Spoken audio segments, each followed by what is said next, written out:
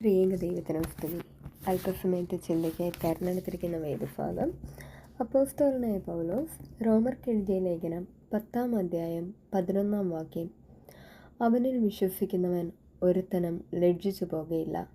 എന്നെ കേൾക്കുന്ന എൻ്റെ പ്രിയ കൂട്ടരെ, ജീവിതത്തിൽ പലപ്പോഴും നമ്മൾ ലജ്ജിക്കപ്പെട്ട അനുഭവങ്ങൾ ഉണ്ടായേക്കാം.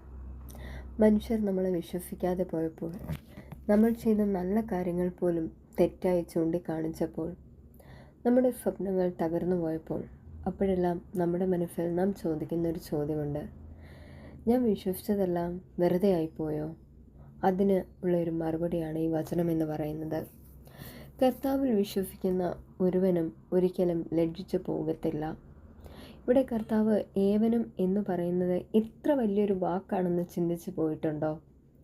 അത് പാപിയെയും ഉൾക്കൊള്ളുന്നുണ്ട്, ദുർബലനെയും ഉൾക്കൊള്ളുന്നു.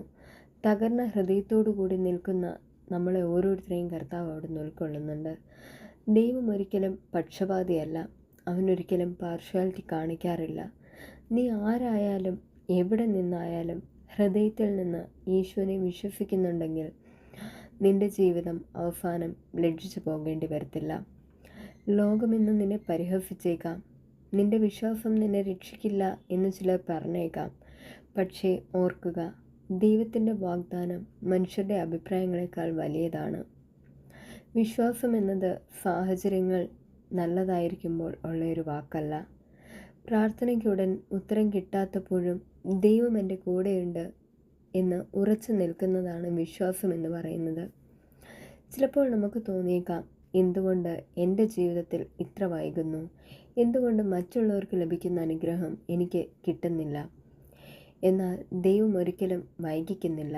ദൈവത്തിൻ്റെ സമയം കൃത്യമാണ്. അവൻ്റെ പദ്ധതികൾ പ്ലാൻഡാണ്.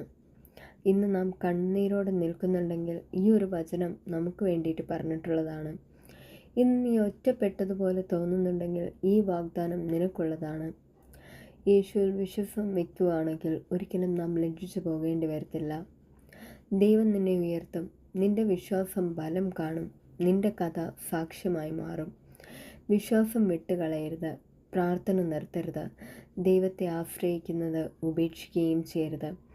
ഒരിക്കലും നിന്റെ വിശ്വാസം വെറുതെയാകില്ല. നിന്റെ കാത്തിരിപ്പ് വെറുതെയാകില്ല.